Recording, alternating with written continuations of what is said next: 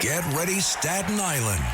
The Ferry Hawks host the Hagerstown Flying Boxcars. Tonight at 7 p.m., it's soccer night, and kids glow around the bases postgame. Saturday at 6:30, it's Broadway night with postgame fireworks and Broadway rave. Sunday at 1:30, it's Military Appreciation Day, and the kids run around the bases. A great day out for the entire family. Kids run the bases after every Sunday home game. Want the best seats all season? Get more Ferry Hawks for only $63. Visit ferryhawks.com now to lock in your seats. Listen, all you New Yorkers. Excuse me. Taxi. Okay, man, we're looking around. This is the 77 WABC minicast. Good morning. This is Mike Stoller for the Stoller Real Estate Report. What's happening in retail? Interesting things that restaurants are completely booked. Offices, people are back to work at least 4 to 5 days a week. And retail is thriving in the city and around the nation. I have my friend Cory Zelnik, who is the founder and CEO of Zelnik Company, who's going to be celebrating his 40th anniversary over the years. So how has retail changed over the last 40 years? Well, thanks for having me, Michael. Always a pleasure. There's change, and then there's consistent sameness altogether. We see different things over the last certainly 5-7 years. The key word with retail has been experiential. People want to go out and sort of feel and touch what they're doing. Some of it is games and playing different activities. But at the same time, even at the highest level in terms of I should say like the jewelry and the designer level, Hermes, Tiffany, their experiential is that they've all put cafes and restaurants within the stores. So they want to keep you in there. That's their experience within the shopping world. So with regard to that, you have Capital One, who's done the similar thing, right? Great example. So Capital One has the Capital One Cafe. And we've been around town monitoring that for one of the clients that we work with. And they bring in, at their locations, 30 and 40,000 people a week into their spaces. Really? In and out, sit down, hang out, do some banking, do some coffee drinking, do some work, what have you. And they're taking, bigger formats in terms of their retail space. I actually went into one. Someone asked me to do them a favor at Capital One. I went to the one over on Lexington Avenue. And they're designed similarly at most of their locations, where you walk in, it's the lounge area, it's the coffee area, and then the tellers are in the back. And so they're welcoming community, which, by the way, is a big word in retail. You ask about change. It's about community. It's about bringing people together, again, on an experiential level. The gyms, gyms have been thriving post-COVID. They got hit probably the hardest during COVID, but they've been thriving now. And a lot of these gyms do community-related activities. F45 one, they have groups, and it's, back in the day it was classes, but now it's about community, bring them together, work out together. A lot of the places, climbing gyms, all of that stuff, and they do it and they sell it as community. And then from the gyms and then random things you see around the city, they have run clubs now. We'll meet at the corner, of X and Y, and then let's all go running together. There are even so if they're going to the running club, what do they need the specific place to? It's not that they need the specific place, but they utilize the place as a base. So the gym is bringing them together, and so their name is involved, and hopefully they get people to join and come together. Let's talk about your client who's opening up in Herald Square. Mumu. It's interesting. Tell me a little bit about Mumu. So Mumu is a company out of China. They are an offshoot of their corporate entity, which is Futu, F-U-T-U. They are a Chinese conglomerate, a Chinese financial conglomerate, and what they're doing with this Mumu is very similar to what you referred to with Capital One. They are going to be a cafe, and you're going to sit there and drink coffee, but you're going to have the ability to trade stocks. The design and the interior will have the various trading floors, screens and the different markets, and they have an app. It's under Moomoo. You download the app. You have an account similar to Robinhood and Fidelity and things like that. But you can sit there, have coffee, and trade. How'd they decide to go to Herald Square? When they were thinking about the city, they wanted as busy as possible and as visible as possible. And we spent some time in Times Square looking at some big billboard signs and things like that. Some of those rents ran very, very high. It was a combination of ground floor rent plus the signage.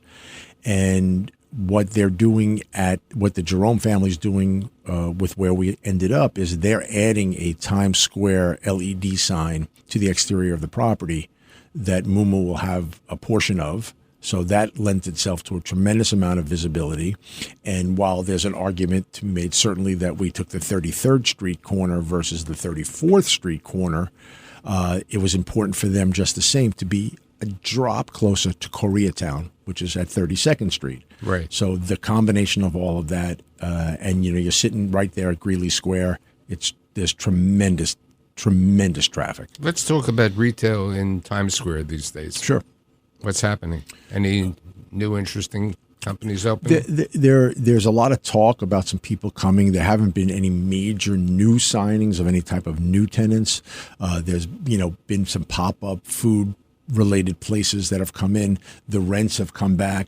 We did some work for Moomoo looking at some opportunities. The rents are creeping back to the $1,500 plus dollar a square foot rental. You always get tremendous visibility with the billboard signs, but there's a decent amount of large space available, but people are looking for smaller spaces, and that's a little bit harder to come by. Let's talk about the restaurant business. I alluded at the beginning that you can't get reservations, and I think you should tell me the story about Houston's and so on. Oh, Houston's, which is now Hillstone, right? What happened was... For my listeners, explain. Okay, so Houston's became Hillstone a few years ago. They were under the same corporate umbrella. And so they had changed the names a few years back. And at the time, there were two of them. There were two Houston's that became two Hillstones. The one at Citicorp Center eventually closed. Their lease expired and they closed. And they basically rebranded the Citicorp Center. With respect to the one that's on Park Avenue South and 27th Street, it showed up on a list. I was looking at my TikTok feed as one of the top 10 hardest restaurants to get a reservation in for Hillstone. They do have one of the best burgers in town, I have to admit, and they're extremely, extremely popular. They will only take a reservation 30 days out. I mean, you'd call them a quick service before. Up 1 degree higher than a quick service. 1 degree higher because the definition in the in the restaurant world, the QSR, quick service restaurant, is one where you do not have waiter waitress. Okay, so Hillstone is waiter waitress. So they're certainly a notch or two above that. But in the world of Fort Charles and Torrisi and these other restaurants that you can't get in, Hillstone's on that same list. Talk about the restaurants that you can't get in. I mean, you look at Ralph Lauren and his Polo Bar and things like that. That's one of the places. If you go online and you look at their a screenshot of their availabilities, they'll take you out 4 months. 4 months, you can't get a reservation. Locally, you can't get into Fresco, and Fresco is they're a mainstay here in Midtown Manhattan. And with the market coming back on the office side and the density that we have on a daily basis, you can't get into these places for lunchtime. What about food halls? Food halls are going the way of the dodo bird. There's only a couple that are still hanging around.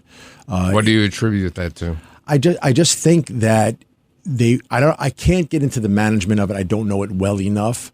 I just think that there were a lot of startup brands that were in these places, and they couldn't maintain the business. I think that there were times, they all took a hit during COVID like everybody else did, and they just never really seemed to bounce back.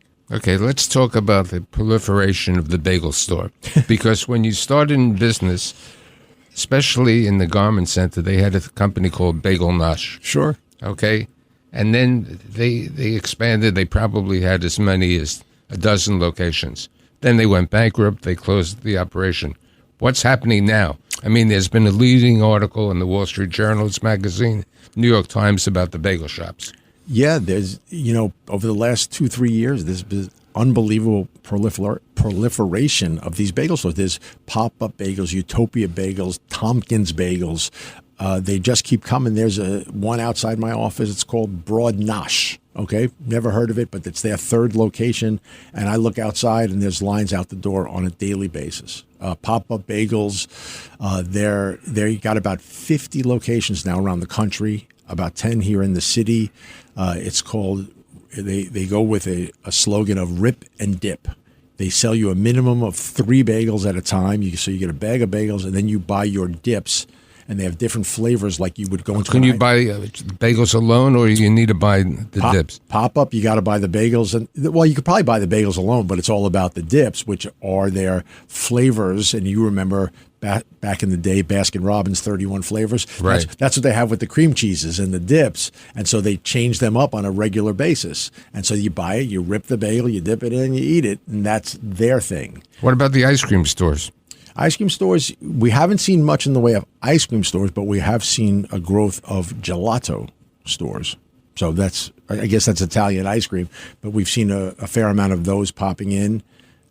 And I think we're just going to ride a wave. We're going to ride a wave of some of these things. I think with respect to the bagel stores, there'll be some fall off, but this is what happens. We get streaky. We get streaky with a concept, and we run it for as long as we can. What about the pharmacies and the drugstores? That ship has sailed. That ship has sailed. So what you're going to see now is, we've seen a continuation of them closing and downsizing and figuring it out.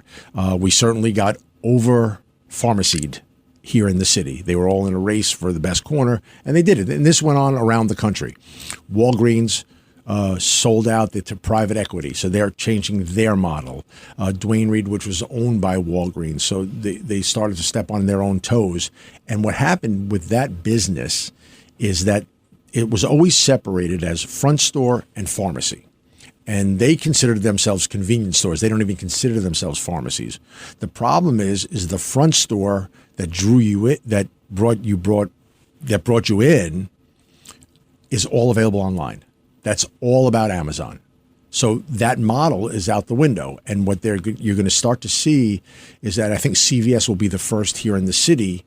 Instead of the 10,000-foot box that they've all been taking, you're going to see a 2,500 square foot CVS pharmacy that'll sell a few other items, but their main focus will be the pharmacy. And so that's how that's going to change. So what's your outlook for retail for the end of the year 2026? I think it's going to continue to be strong. All of the main streets of the city are good spaces. Is hard to come by. Grocery, Trader Joe types. You're going to still see that. You'll see a handful of those type of tenants taking over some of those old pharmacies. And so you'll continue to see that people still need to eat. I think plenty of people are going to still want supermarkets they can spend money in, not like what Mamdani is planning to do. And so I think they'll be fine. Mr. Katzimatidis will still run a good, grocery business. But I think that what's going to happen is the secondary markets will still struggle. I'd like to thank Cory Zelnik for being here. I hope to have you back during the rest of the year. I look forward to it. Thanks again, Michael.